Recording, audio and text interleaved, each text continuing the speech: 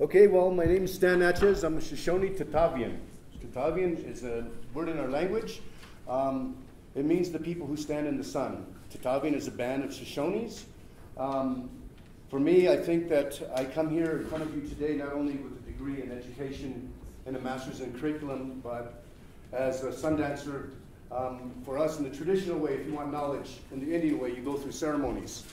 So I feel very lucky to be here in front of you to be able to have some of those things shared with me, that I'll try to share as much as I can with you. I'm here to talk about my work, but I have to give you a little quick introduction of what's really influenced me. And probably the most important thing is going through education. My grandmother was really strong. I'm a traditional dancer. This is the vest that I beaded, so I thought I would wear it. So I put beadwork into my work. The last 15 years, I've been retired from teaching. I've traveled, I've done shows in Munich, Hamburg, Cologne, Berlin, Mallorca, Spain, London, Paris. And those travels, it's really interesting because the Europeans, they have a different view of us natives. Some of them, some of the questions sound maybe naive or, kind of humorous, and thinking that, we still trace wagon trains, and what is a reservation like? Is there a big gun tower, and is there barbed wire? And I'm like, we're modern man. I have MTV at home, okay? So I try to share that with them, and here I'm starting with the California Indian tribe. And what's really influenced me as a painter is really the history of Native people, that the things that we've endured. And one of the things that I think has been really fortunate for us is that we're not from another land like other minorities that live here. Our ruins are here at home. So if we don't have a song or a dance, we don't have to go searching across the ocean for it. We can find it here. And today there's a great renaissance. There's a great renaissance with Indian people today of song and dance. There's more songs been written in the last 10 years than the last 100. There's a good 50-year span there from about 1890, all the way to the 30s. There was a good time there that there was no songs passed down anymore. No ceremonies shared with the younger people. And even in Hopi Village, they had some dances that they didn't find the right person to pass it down to, so they lost some of those things. And even in Zuni and some of the other pueblos. But like I say, we're really fortunate because we're here and we have our dances and our songs here. And that's been my greatest influence. I danced as a powwow dancer, and I went through Europe way early before it was even popular. And you see some of the dancers, these are Hoopa, and they're from Northern California. And for me to see some of these dancers that had not only a stoic look, but they were handsome. They were handsome people, and they carried themselves proud. And we didn't have diabetes, and we didn't have white flour and sugar and all this bad food for us. And the people looked lean. We looked different. You look at some of the old pictures. I remember doing a lecture, and the guy says, "Oh, well, after we're going to have Indian fried bread." And I go, "Well, excuse me, that's not Indian fried bread. Well, it's called that government food, okay? We didn't have no flour and no lard and all that kind of stuff." And we all know the history of diabetes in this country. And some of our great chiefs that had to negotiate for land. I mean, the thing is, and just kind of show the diversity of the tribes. You've seen the California tribe first. These are Northern Plains, Sioux tribes. And they went to Washington. And they dressed in full regalia.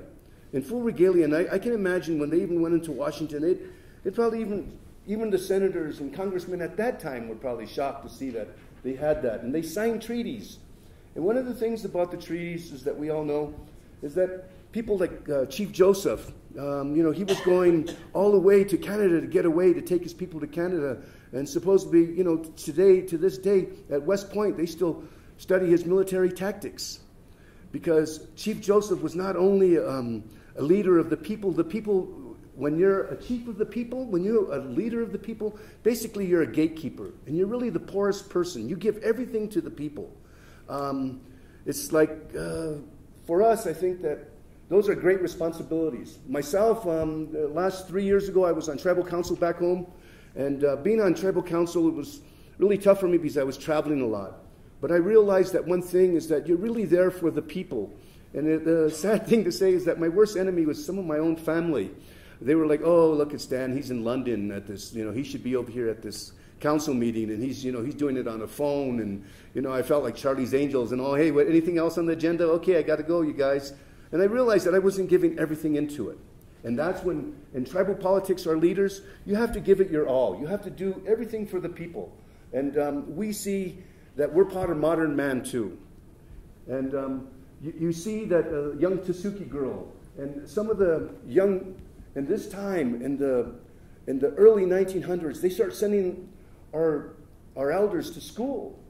And when they sent them to school, they changed them. They tried to kill the Indian inside of them. And these girls here, really good example. They're Comanche girls. They were sent to Carlisle, and they taught them how to sew, and they took them away from their families. So the girls came home. They knew how to sew. They knew how to make a bed real tight and mop the floors, but they didn't really know how to be a mother because they were disconnected from their own grandma. And for us, in the traditional way, education doesn't happen only in the classroom with your feet on the ground and your hands looking forward. Education happens when your aunt is talking to you, when your uncle is sharing something with you. And you see here, this is Spotted Tail. And Spotted Tail was one of the great chiefs. And here he sent all his boys to Carlisle. He knew that education, and another one was Gull. And one of the things Gull said was that without the white man's education, you're his slave. With the white man's education, you're his equal. So he knew that they had to understand everything that was coming. It had to be amazing for them. Look how many Indian kids here that they had in boarding school. And the boarding school in the United States was formed by the War Department.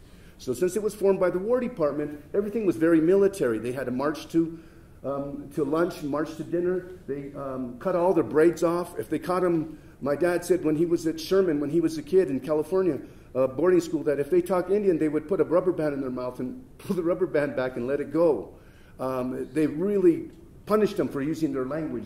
What boarding school did to us, it was really devastating to families. Because first of all, some of them were were religious schools, and some kids were molested. And what happens when kids get molested in any culture, they come home and they become the molester. So a lot of these kids in Indian country, my uncle did his thesis, his PhD, and he really researched boarding schools and seen where the physical and sexual and spousal abuse came from. Because for us, traditionally, to hit kids in the Sioux language, they're wakan, they're holy. The kids are sacred. So when we all see TV and you see this little baby killed by the stepdad or the dad or the mom or neglect, and I'm thinking like, as modern man, have we lost something? Have we lost something where for us traditionally our children were everything by taking them away like this? And these are a lot of kids right here. And how many of them went home? And some even tried to go home in the winter. Some of them went home in the winter and never made it home. They found them froze. These are Apache women and men. And, with the Apaches, they suffered the immense pain because of Geronimo being a Chiricahua. So when they arrested Geronimo, they said, okay, we're taking all Chiricahuas to jail. You're all going to Fort Sill. So they took the whole tribe and dislocated them. They never were able to allow to come home. This is the same kid. This is what he looked like before, and this is what he looked like after he went to boarding school. And one of the things that we've lost, for a long time, it took me a lot to understand that for us as Indian people, we have a great responsibility for our environment, for our own family and stuff. So when they came home, it was just like somebody going to the service. They came back. These are the same boys. And there's a great picture of a Navajo kid with long hair, beautiful man. And then they show him after, and it's like, it was terrible. I mean, I just, to see them in their traditional regalia, and then now they can't talk their language, and if they do, they have to do it secretly. So all that has been a great influence on my work. And if I'm going a little fast here, I'll try to slow down. But, and if you have any questions, we don't have to do it all at the end either. If there's something that I'm talking about, feel free. This is Bent. Bent, his father was George Bent, and from the Bent's Fort, his brother was the governor of New Mexico, was shot by a Concha from the Taos Pueblo, and his wife was Magpie. Bent here is half Cheyenne. He was half white and half Cheyenne. And it's really interesting. You don't see it in the picture that much, but he has beaded moccasins on. And I thought that was kind of, like he didn't like really let go of the Cheyenne ways. And then here we start becoming modern. Okay, we sit down at a table, and it's really funny when I can remember my youngest son, he was in school, and he came home mad, and I'm like, what's wrong? And he said, well, they said that we Indians sit on the floor Indian style. And he raised his hand and told his teacher, we have a table and chairs at home. We don't sit like that. So the teacher got a little mad, and, it was just kind of funny that sometimes they said, okay, well, let's all sit Indian style. And some teachers don't realize that, that's a little, it becomes more like we start living that stereotype. And not really being facetious, that's just some terms that we have in American vocabulary, like Indian giver. I always like that one. But this is a painting that I did that was probably about 5 feet by 8 feet. And I'm doing stuff on currency. I'm doing stuff on the yellow pages. I'm using comic strips. I'm using, blueprints. And for me, the reason I'm using these things is because all I'm trying to do is document the time I live. I'm a modern man. I drive a car. I fly in planes. And I'm, just as bad eater as the rest, I mean, sometimes I'm like, oh, maybe I'll go get a burger over here. And I'm like, oh, the processed food. Because as modern man, we start to forget about something.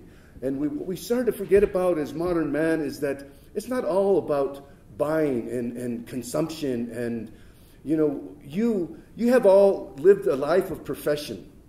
And you guys are all in a really important stage of your life. And it's called 3 boxes of life. The first box of life is education. The second box of life is your profession. And your third box of life is retirement. And with that knowledge, you have great information to share with people as well. So for us as traditional people, and I try to really mix it up. This painting was huge. This painting was 8 feet by 10 feet. These are 4 panels. And there was 2 paintings that the Boston Fine Arts Museum was deciding over, and this was one of them. They purchased another one that I'll show you a little later. And I'm doing stuff here. I'm using pounds, and I'm using lira, and really what this is called the BIA numbers. And I have a friend here that lives in San Felipe. He's San Felipe, he's Sioux and Navajo. His wife, San Felipe, Taos, and Hickory Apache. The little girl is of 5 tribes. She's not a quarter blood of any one tribe. So she can't be enrolled anywhere. So she's a full-blood Indian. She's going to school at ASU, but none of the 5 tribes can get together and think and say, hey, she's a descendant, these are the families, can't we give her a scholarship? Can't we help her through school? So I think, and I have it divided up in little squares, like, you're a quarter, you're 1/8, you're 1/16. And one of the things that we're doing to ourselves is we're almost genociding our own selves that way.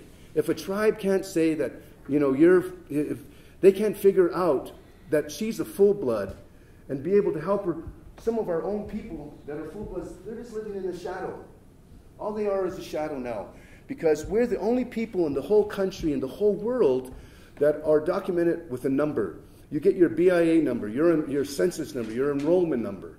And it's like you're half, you're a quarter. So then you become like, we're like pedigrees. We're the only ones like horses and dogs and that are enrolled like that by blood quantum. So for me, as traveling international, I get influenced by Van Gogh, and this is my Stan Gogh piece. The original one I did for my wife, and I did it for her birthday, but I use Zuni pottery, and I kind of changed. This is Van Gogh coming to Santa Fe. So as an educator, like I said, I taught for 17 years. In the years I taught humanities and painting, drawing, I really traveled through time with the students. So I was able to understand all the different isms as a humanities teacher. And for me, this is a thing that, a ticket for the World Columbian Exhibition in Chicago. And someone told me, this was a big painting, and there's a book called Devil in the White City. I've never read it, but I really mean to, and it's been on my mind because it was all about the World Columbian Exhibition. And this was the ticket in 1893. And I blew it up huge, and then I painted on top of it. But I like being able to document the time. This is 10 Bears. 10 Bears was a Comanche, and this painting was probably maybe 7 foot tall, and his moccasins are literally beaded on the painting. And it's all currency. And to me, people will say, why do you use dollar bills? Why are you using currency? This piece here is on a sheet of uncut dollar bills. And it comes from the Department of Printing and Engraving. Anybody can buy them. It's a full sheet. And this is clan mothers. And the clan mothers, they had the power to impeach the chiefs. The concept of the impeachment in the American Constitution came from the Iroquois Nation. Benjamin Franklin borrowed it from them. He gave the power to the people of impeachment, not to the women. But the 7 clan mothers of the Iroquois Nation, they had the power to impeach, and they had the power to re-elect the new leader. And to me, that's amazing. You know, for us, that people don't realize that Hollywood has really distorted Indian culture of thinking that our men were trying to be better than the women, and the women were walking behind us because we were trying to belittle them. But the reason the woman would walk behind you and you went in the teepee first is if there was a rattlesnake or if there was an enemy in there, you're ready to die for your mom, your sister, your wife. So I think some of the things like with that, when I think of like 10 Bears, some of the great chiefs, and I paint a lot of the great chiefs because of some of their accomplishments. And this is one of the clan mother piece that I did, and this was probably about 8 foot long. And to me, I was raised with my grandmother. My parents divorced when I was quite young, and I spent a lot of time with my grandmother doing beadwork. And she shared some really good stories with me, and sometimes I used to think, man, Grandma, she's just mean. Make me go out there and get wood, and you know, and it was just that she came from a different generation. And my dad came from the generation like, you know, I don't have to hug you. I buy you shoes and clothes. I mean, I got to hug you too. You know, come on, I love you. Come on, all right, here. You know, so I think that my grandma came from the generation of strength, and I think the reason I finished my undergrad is really I give it all to my grandmothers because she was the one that stood by me when I was young and believed that I was going to accomplish whatever I wanted to.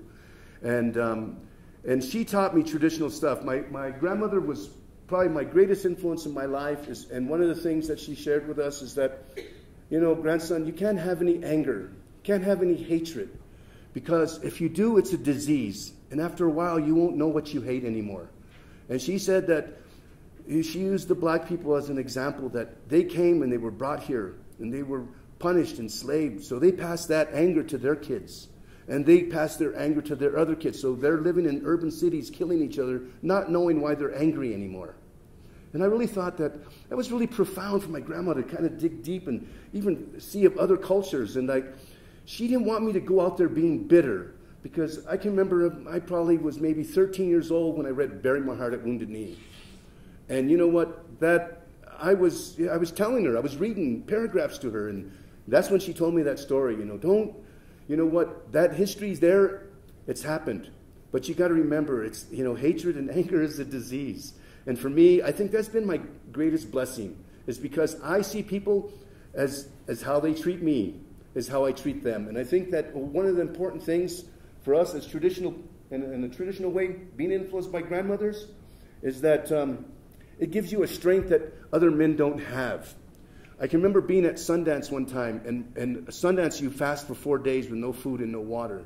And on the last day, they give all the dancers a little bit of water. It was sassafras tea, and I was thirsty the rest, and all the men got up and ran over there. And I looked, and I seen my grandma. My grandma kind of looked at me, and she told all the women to sit down. And I was like, so I went and sat with the women. And I thought, you know what? We've been fasting. They're just as thirsty as we are. We're like dogs in front of food over there. Why couldn't we have enough strength? Have we lost something after those 4 days to not have some patience? So all those things in the traditional realm, at the same time I was doing my undergrad, taught me some really valuable lessons to give to my own children. And I have a lot of Sioux friends and Cheyenne friends that it's like, why are you fascinated with Custer? Why do you always paint Custer? So I said, okay, the next time I paint Custer, I'll paint him nailed to the cross, okay? And I did this painting, and I tell you, I hid the painting for a long time. I did this painting. It was Custer. It's called Custer Died for Your Sins. And I was a little, you know what? A collector came in and found it by accident and bought it. I never put it out. I never put it out at all, and I just thought that it was more of a joke for my Cheyenne friends and the Sioux friends.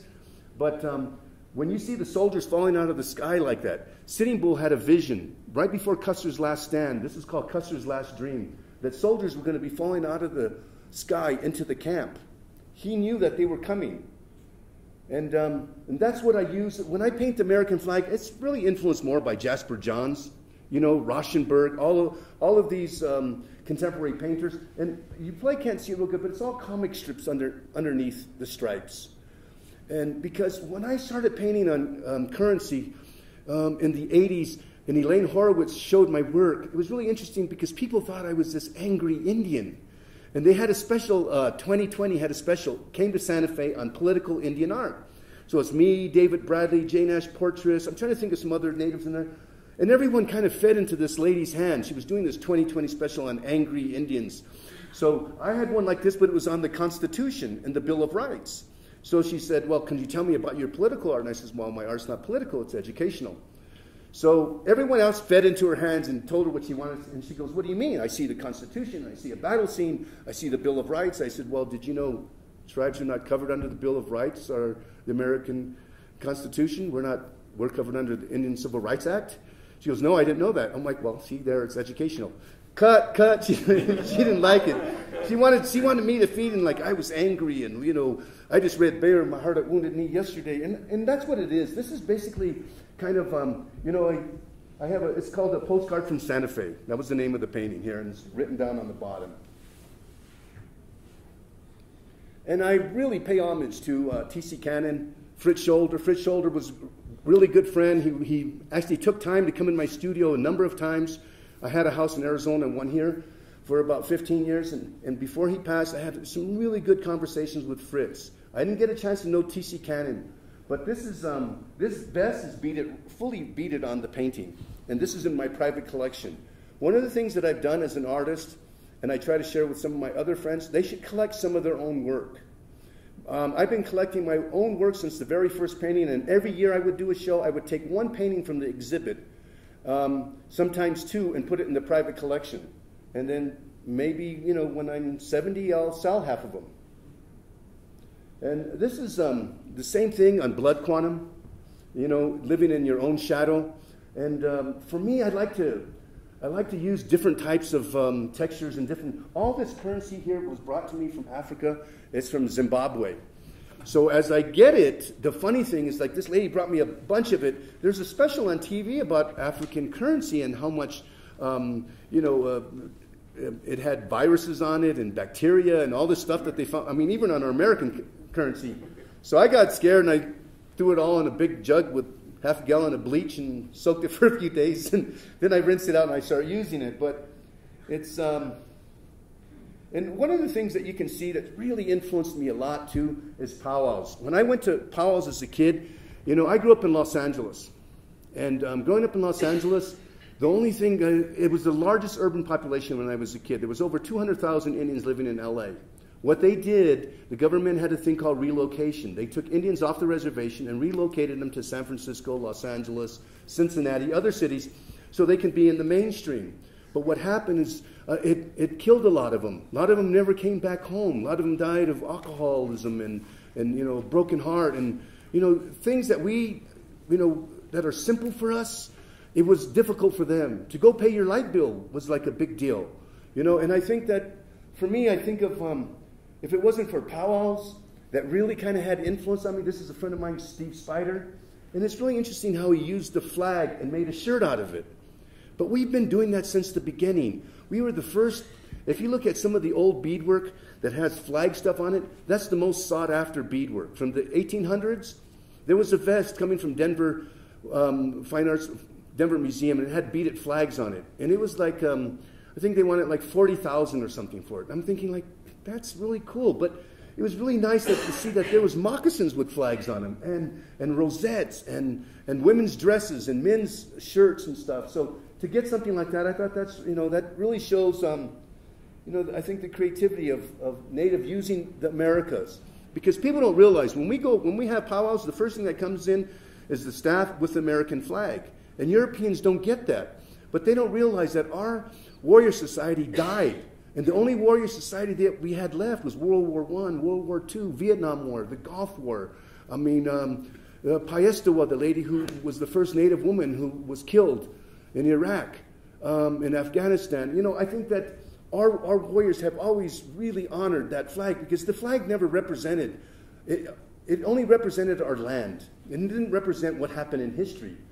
So for us to see that we still have traditional dances, and then some of the modern things come in. These are Copenhagen caps. They're made out of Copenhagen tops and from chewing tobacco.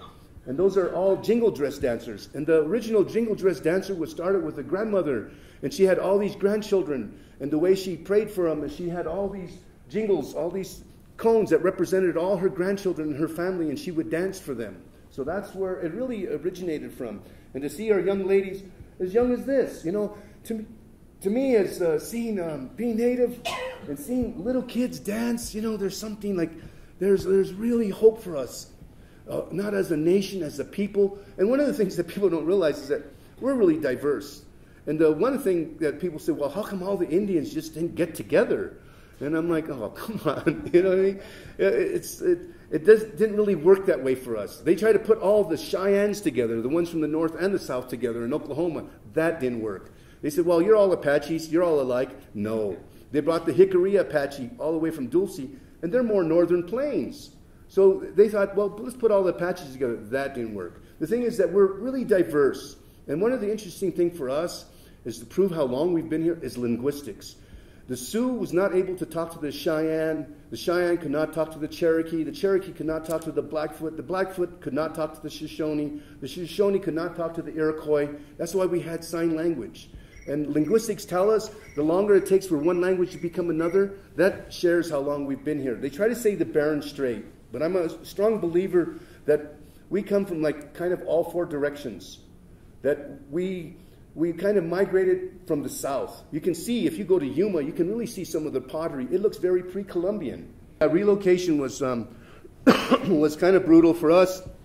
My dad went to school in UCLA.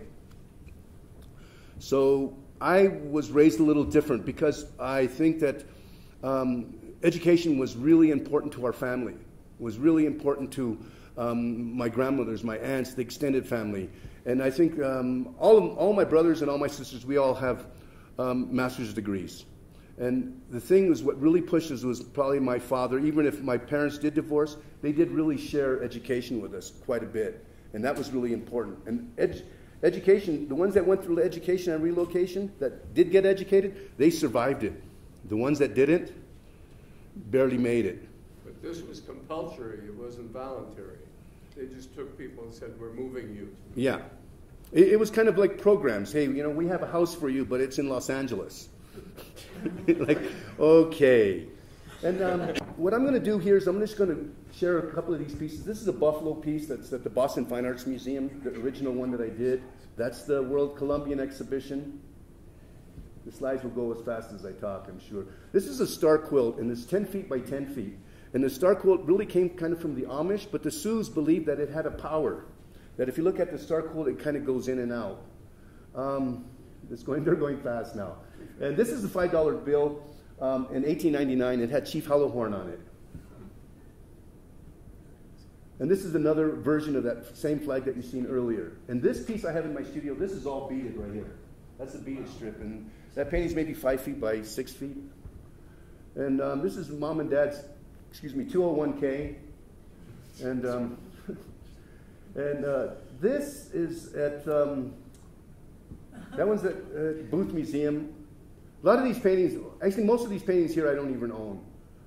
This painting was here. It was owned by a couple that bought it, and they shared it here for an exhibit. These are some sketches I did when I was in Mallorca, Spain. So sometimes I'll do something out of the norm. That's another sunflower. It's a different pot, you can tell from the Zuni one earlier. And I've done a number of versions of the clan mothers, and I beat all their moccasins on them as well. And this is a postcard from Pine Ridge. Pine Ridge is a place in South Dakota. It's kind of a third world country in the middle of America. And this is a portion of that one big painting. And that's 10 bears. These paintings that I'm showing you here, this was at an exhibit at the Booth Museum in Georgia last year. And this is all currency cut in little pieces to do the face, and the whole body is full of currency. And this is on sand. I try to use different textures as well. I shared a studio with Tony Abeda, and I got kind of picked up on using a little bit of sand, but I'm kind of done with that now.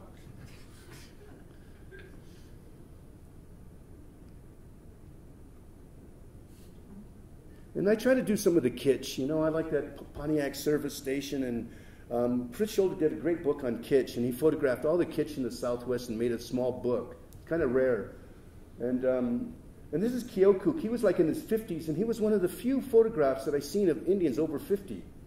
This is in the Boston Fine Arts. It's called From Guernica to Wounded Knee. And that was a great piece. That's at the Boston Fine Arts Museum, and it's huge. It's bigger than the picture on the slide there.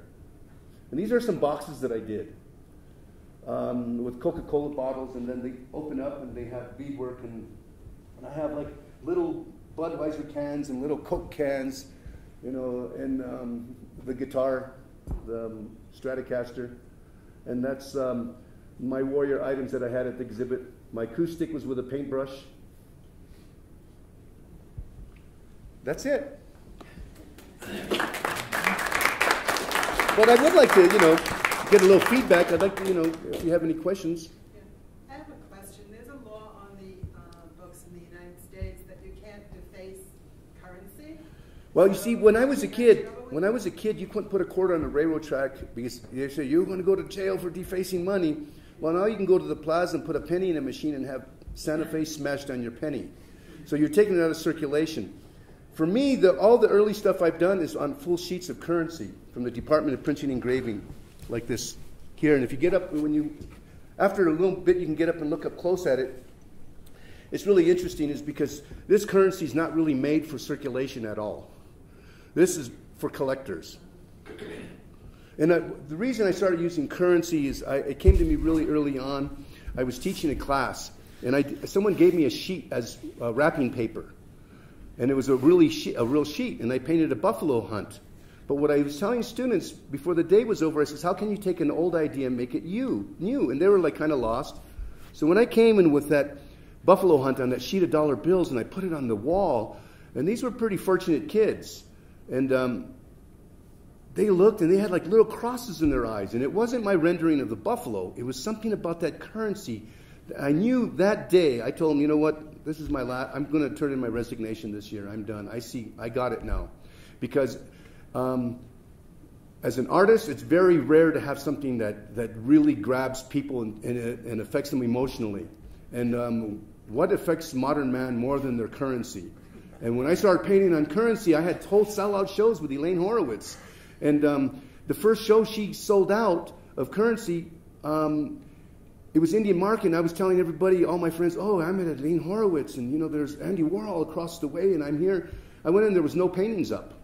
And this was Indian Market, my big debut for Santa Fe, and she sold them all before Indian Market even happened. All she had was a big smile and a check, and now she's real nice to me. I'm like, oh, Stan. I'm like, wow, you barely let me in your gallery a minute ago. And then when she gave me this check, and she goes, what's wrong? And I'm like, couldn't you just leave them up for one day? You know how many people I send over here and you'll have nothing? But, you know, I had been teaching already for 15 years, 16 years, and to have a sellout show for the first time, to get into the mainstream and to be with Elaine Horowitz, that was a big coup. Any other questions? When you do beading in your work, is that bead sewn onto canvas? Yes, it is. It's sewn right through the canvas. And you can get up and look at these, you can see all the thread in the background on the portraits that's beaded. And it's really what I'm doing is I took the same concept of beading moccasins. I used to bead powwow outfits for people. And it was terrible because powwow dancers, none of them have any money, but they want you to spend 3 winters on their outfit, and they went in all these powwows and they want to give you like a Pendleton blanket that shrank in the dryer or something. And I'm like, no, I ain't. Hey, Stan, can you bead me my new outfit? I'm like, no, I ain't beading no more outfits. And I have like about 5 vests, and my wife beads as well, and my son, and we all bead. But yeah, I mean, it really influenced me, and it got me really good at doing beadwork. And I've actually, in the early days when I was teaching, I did a couple of custom vests for people. But today I have to ask them what kind of car they drive. I mean, that's the only way I'll trade for a vest. It's too much work. But please, any other questions? You guys feel free, get up and, look around, and, we can just talk and make it a little, it doesn't have to be so putting me interrogated here. And I know a lot of you remember the Big Chief tablet, right?